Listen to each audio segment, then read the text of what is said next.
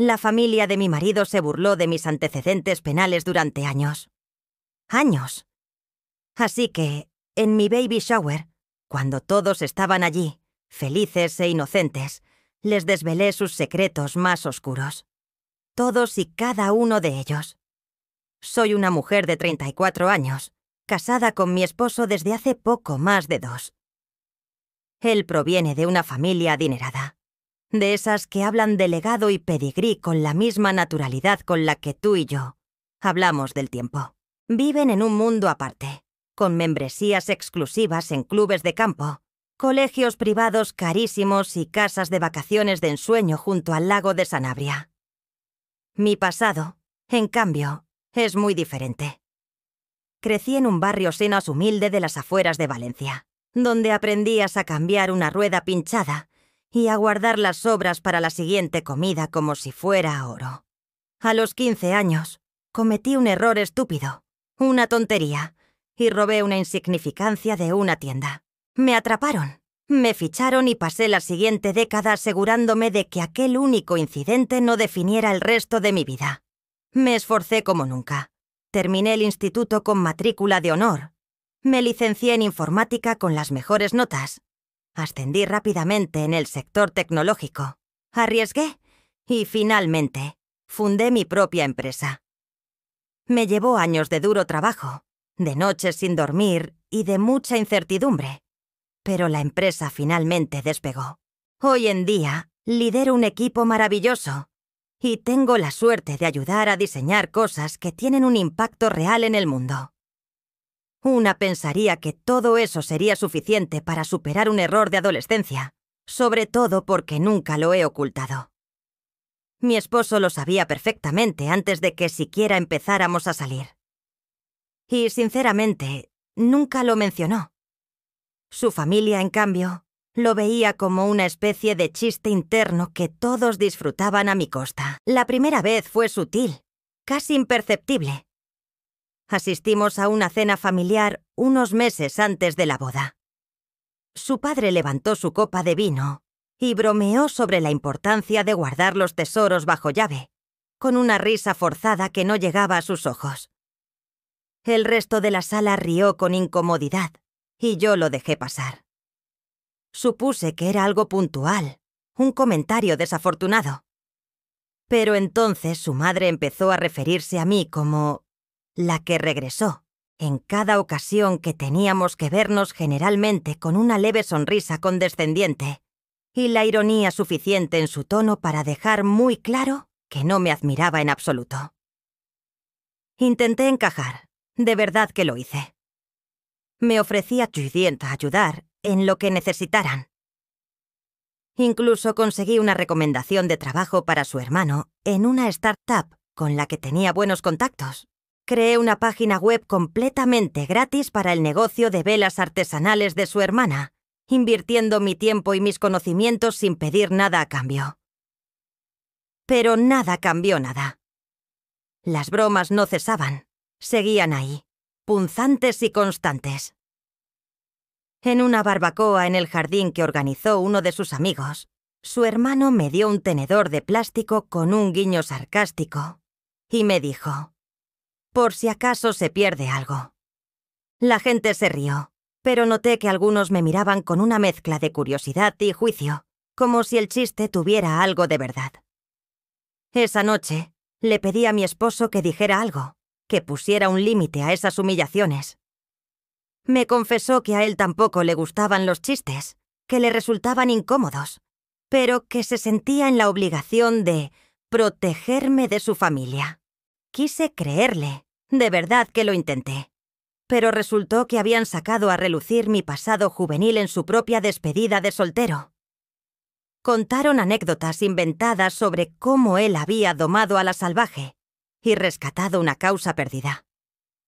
Yo no estuve allí, obviamente, pero un amigo suyo, avergonzado por la situación, me llevó aparte y me lo contó todo. La forma en que se reían, la forma en que me hacían sentir que debía estar agradecida de que me hubieran permitido entrar en su círculo. Alguien como yo. En ese momento, perdí la esperanza de que esas burlas cesaran por sí solas No los desafié directamente. No les grité ni armé un escándalo.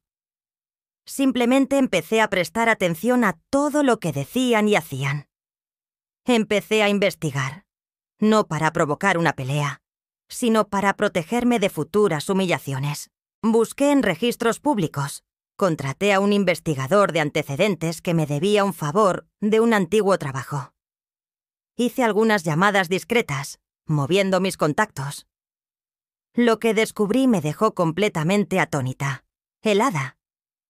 Su tío tenía un caso cerrado por conducir bajo los efectos del alcohol y un incidente turbio con un dron oculto hacía años. Su padre había sido mencionado en una investigación fiscal bastante seria que desapareció misteriosamente antes de que llegara a los titulares de los periódicos. A su prima la habían expulsado de la universidad por un caso de deshonestidad académica, un plagio flagrante. Pero la familia les había contado a todos que se había tomado un año sabático para perseguir sus ambiciones artísticas. No dije absolutamente nada. Lo organicé todo cuidadosamente en una carpeta y la guardé bajo llave en mi despacho.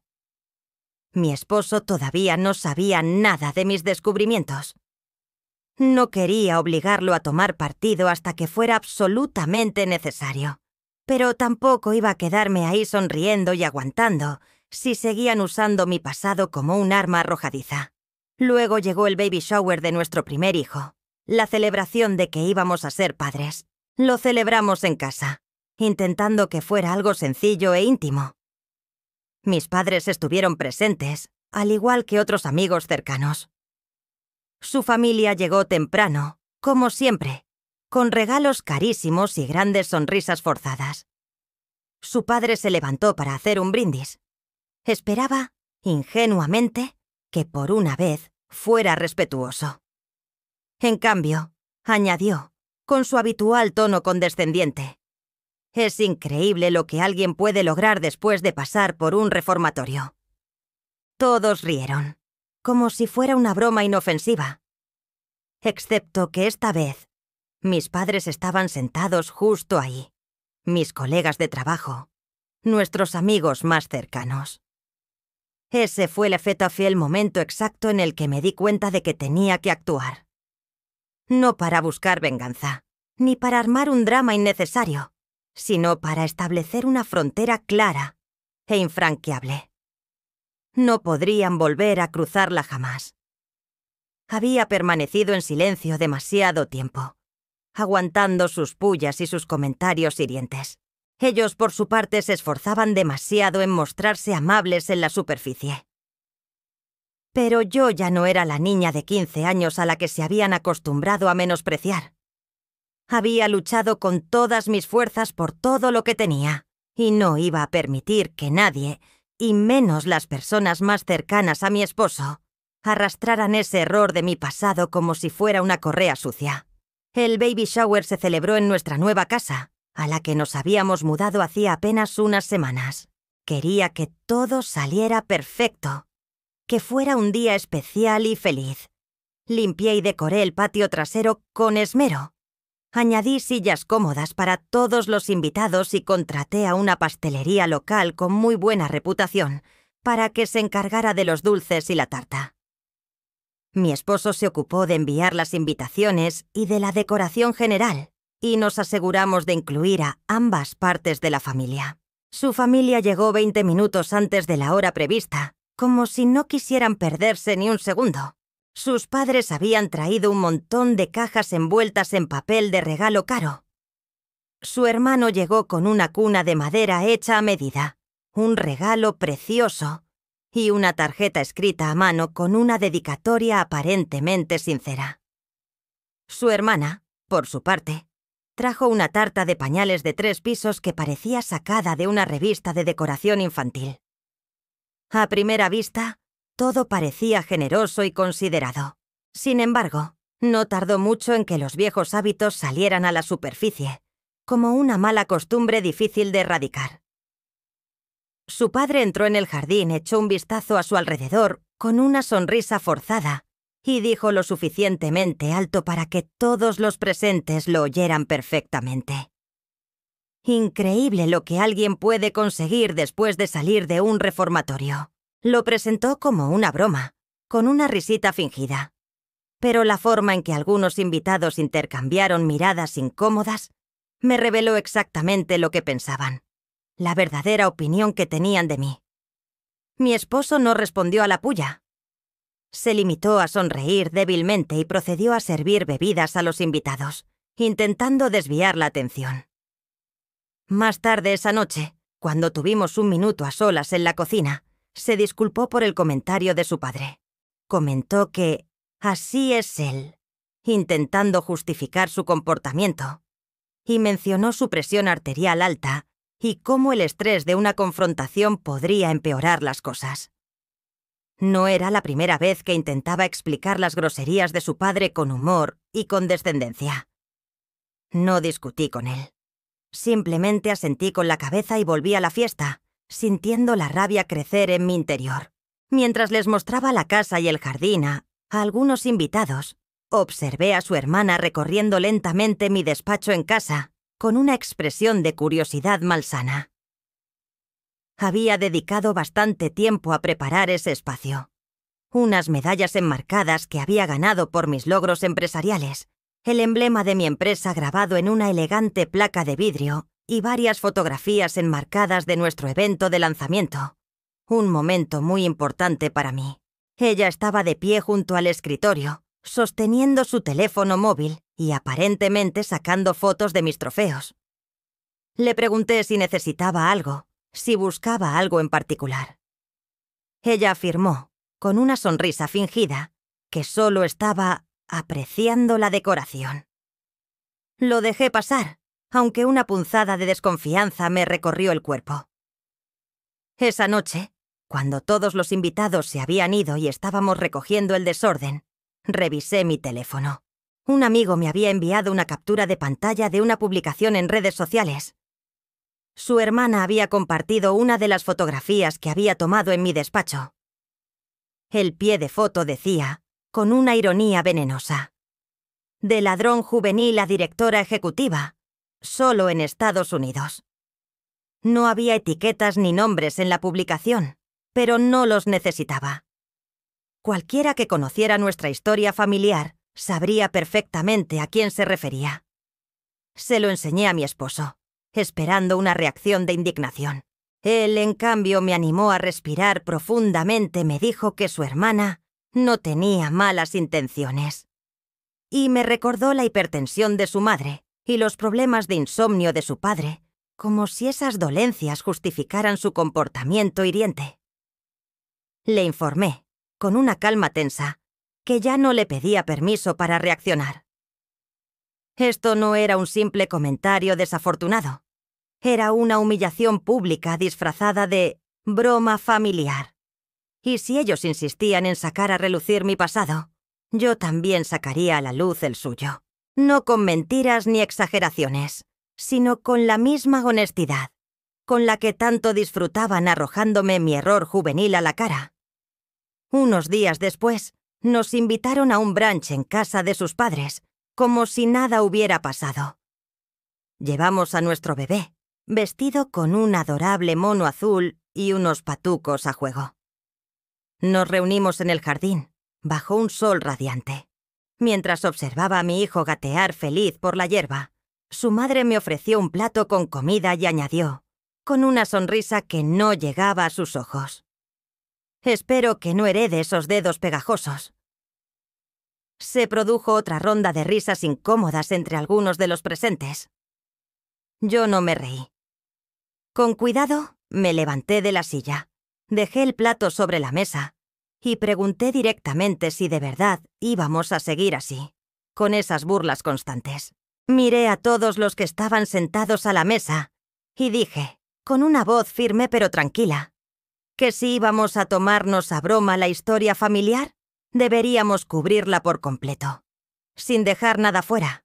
Mencioné los problemas fiscales previos de su padre, que desaparecieron misteriosamente tras una investigación rutinaria. El incidente de conducción bajo los efectos del alcohol de su tío, que involucró un atropello a un ciclista adolescente que milagrosamente sobrevivió. La controversia académica de su prima, que resultó en su expulsión de la universidad por plagio, a pesar de que la familia había contado a todos que se había tomado un año sabático voluntario para dedicarse al arte. Las risas cesaron de golpe. No alcé la voz en ningún momento. Metí la mano en la bolsa del bebé y saqué la carpeta que había estado preparando durante semanas. La puse cuidadosamente sobre la mesa de brunch. Las pestañas estaban perfectamente etiquetadas. Padre, asuntos fiscales, tío, conducción, prima, universidad. No la abrí. No hacía falta. Todos entendieron perfectamente lo que era. Su padre se puso rojo de rabia. Su madre tiró su servilleta sobre la mesa con un gesto de desprecio.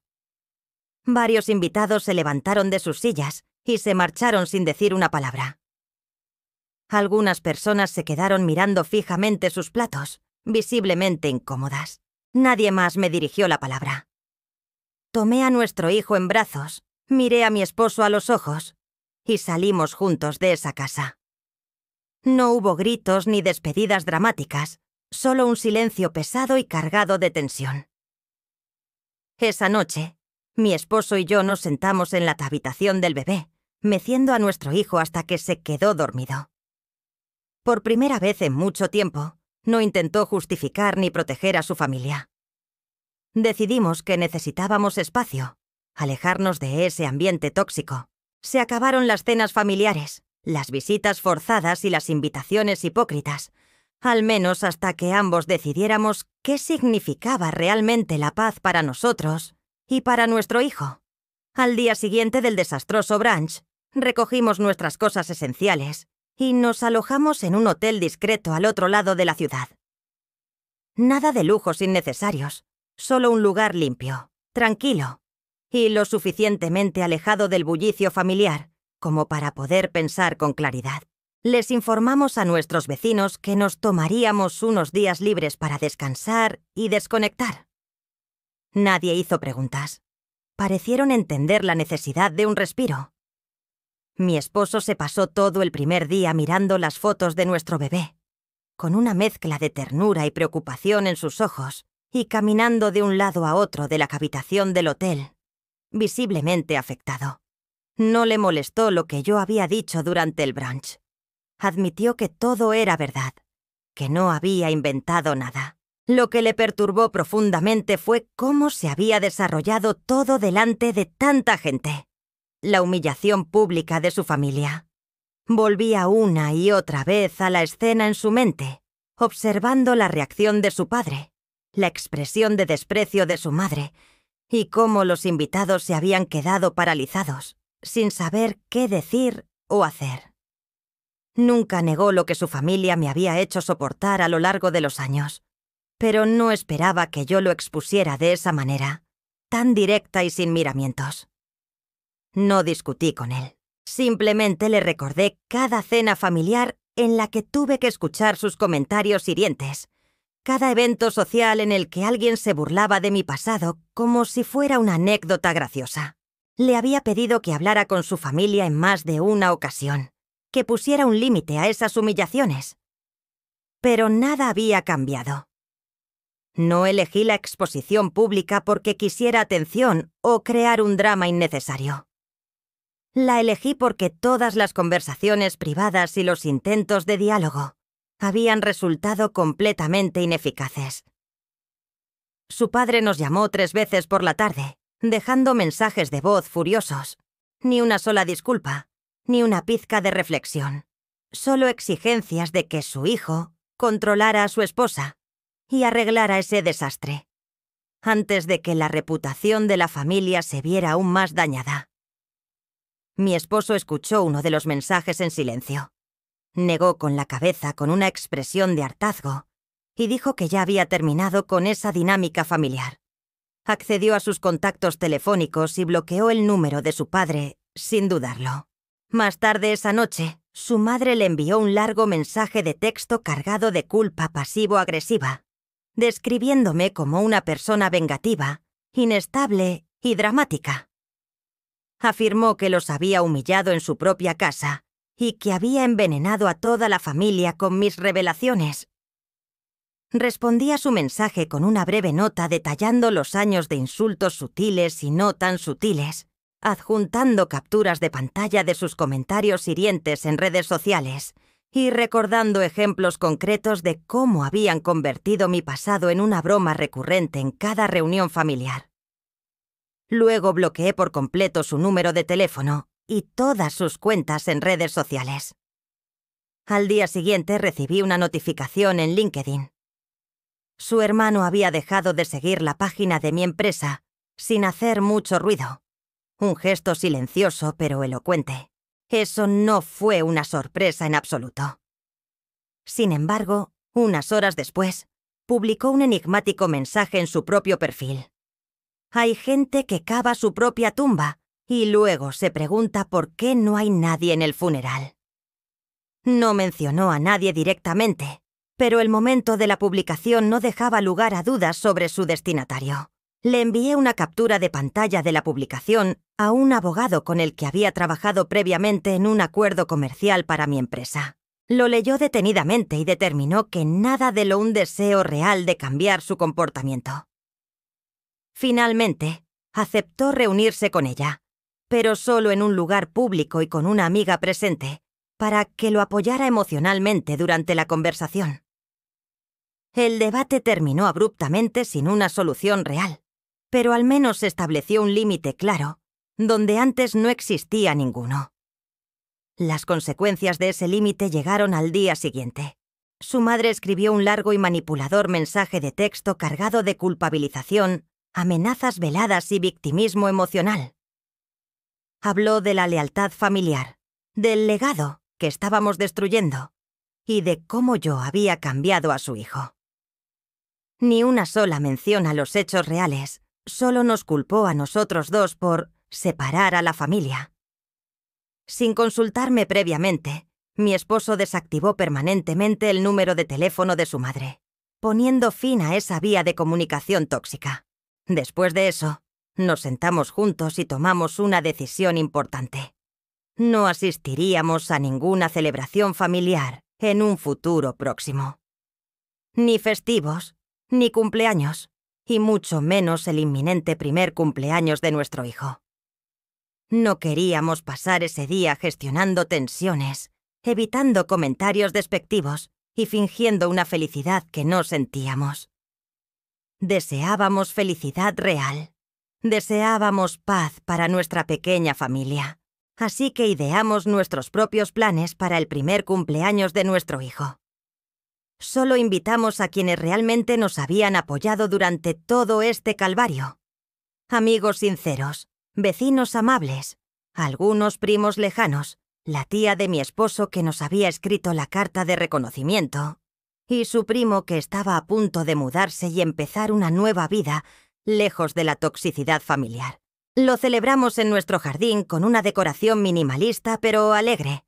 Alquilamos una pequeña área de juegos para que nuestro hijo disfrutara y encargamos una tarta artesanal preciosa con la temática de su cuento favorito. Solo hubo risas genuinas, música suave y espacio para que nuestro hijo gateara y explorara sin tener que escuchar ni un solo comentario agrio o sarcástico, disfrazado de broma. Plurifamiliar. Después de que se fueran los invitados y recogimos todo, me senté frente al ordenador y comencé a escribir algo en lo que llevaba semanas pensando. No era una carta para reconectar con su familia, ni una rama de olivo ofreciendo paz, sino simplemente una declaración clara y concisa, algo para enviar si alguno de ellos intentaba contactarnos de nuevo, sin haber abordado y resuelto el problema de raíz. En esa declaración, describí el plazo de los acontecimientos, la historia de las humillaciones y nuestras expectativas de cara al futuro.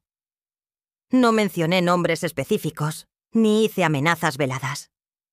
Era solo un mensaje claro y directo. Si alguien quería formar parte de nuestra vida, tendría que ser honesto, asumir la responsabilidad de su comportamiento pasado y respetar nuestros límites, sin caer en la nostalgia selectiva ni negar la verdad de lo ocurrido.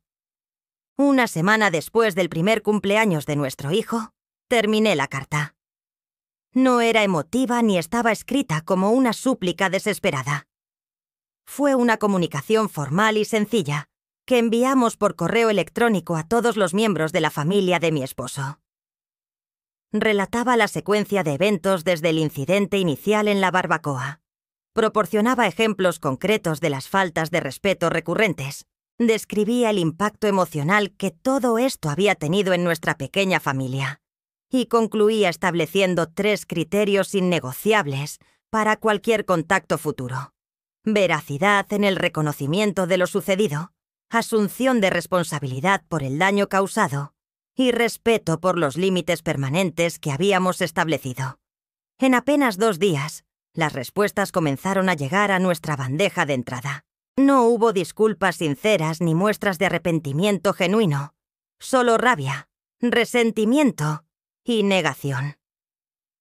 Varios de sus primos respondieron con amargura, acusándome de dividir a la familia y de exagerar completamente la situación. No participé en ese intercambio de reproches. Los bloqueé a todos y guardé sus mensajes en mi registro detallado. La única llamada que destacó por su claridad y brevedad fue la de la abuela de mi esposo. Duró menos de 30 segundos. Su voz anciana pero firme dijo simplemente: «Ambos hicieron lo correcto». Y luego colgó el teléfono. Ese día pusimos un punto final definitivo a esa etapa de nuestras vidas, no impulsados por la ira o el rencor, sino porque por fin habíamos experimentado lo que significaba la paz en nuestro hogar. Y una vez que conoces la verdadera paz, no puedes volver a fingir que la confusión y el maltrato eran algo normal. Han pasado 3 años desde que enviamos esa carta. Nuestro hijo ya tiene 4 años. Es un niño curioso, amable y feliz, completamente ajeno a la sombra oscura que una vez se cernió sobre nuestro hogar. El mes pasado, recibimos por correo un sobre formal con una dirección que no reconocíamos. Dentro había una invitación a la fiesta del 75 cumpleaños de su abuelo paterno. Al final de la invitación, había una breve nota manuscrita que decía: «Sin rencores, solo familia». Mi esposo se quedó mirando la invitación durante un buen rato, con una expresión pensativa, antes de dejarla sobre la encimera de la cocina. «¿Qué te parece?», me preguntó, buscando mi opinión. «Creo que ya hemos pasado por esto», le respondí con calma. Esa noche hablamos abiertamente sobre la invitación, no con ira ni con temor, sino con una comprensión mutua de lo que implicaría volver a entrar en esa dinámica familiar. Hablamos del mensaje que le transmitiría a nuestro hijo, que ya tenía edad suficiente para recordar rostros, detectar la tensión en el ambiente y asimilar la información tácita. 2 días después, el primo de mi esposo, el que se había mudado lejos, nos llamó. Había recibido la misma invitación al cumpleaños de su tío. Nos contó que sus padres se habían divorciado el año anterior y que la dinámica familiar general había cambiado significativamente. Su padre, uno de los parientes que había sido más duro y crítico conmigo en el pasado, había sufrido un grave problema de salud que parecía haberle hecho cambiar de perspectiva sobre muchas cosas. El primo no estaba poniendo excusas por él, sino más bien aportando información objetiva sobre la situación actual. «¿Vas a ir?», le pregunté, sintiendo una punzada de curiosidad. «Solo si van ustedes 2», respondió con sinceridad. «Y solo si vamos juntos, como un frente unido». Decidimos enviar una respuesta que no fuera ni una aceptación entusiasta, ni un rechazo tajante. Mi esposo escribió una nota concisa diciendo que consideraríamos asistir al cumpleaños si su padre estaba dispuesto a reunirse con nosotros en privado primero, para tener una conversación honesta y sin presiones. Propusimos una cafetería tranquila en el centro de la ciudad, un lugar neutral para ambos. Para nuestra sorpresa, su padre aceptó nuestra propuesta sin dudarlo. Cuando llegamos a la cafetería, él ya estaba allí, sentado en una mesa apartada, pero parecía más pequeño, más frágil. Los 3 años transcurridos desde el brunch parecían haberlo envejecido más de lo que el tiempo por sí solo podía explicar. Cuando nos acercamos a su mesa, se puso de pie torpemente y me tendió la mano a mí primero, en lugar de a su propio hijo. «Gracias por venir», dijo, con una voz desprovista de la seguridad y la arrogancia que yo recordaba. La conversación no fue dramática ni melodramática. No hubo lágrimas efusivas ni disculpas elaboradas y grandilocuentes. En cambio, habló en voz baja de sus arrepentimientos, de darse cuenta demasiado tarde de lo que había perdido por su orgullo y su comportamiento. Mencionó que había estado en terapia, algo que nunca hubiera esperado de él. Habló de las tendencias dañinas de su propio padre, que él nunca había cuestionado hasta que le habían costado la relación con su propio hijo y su nieto. «No pido perdón», añadió finalmente con una mirada triste pero sincera. «Solo una oportunidad de conocer a mi nieto antes de que sea demasiado tarde». Mi esposo y yo intercambiamos una mirada significativa.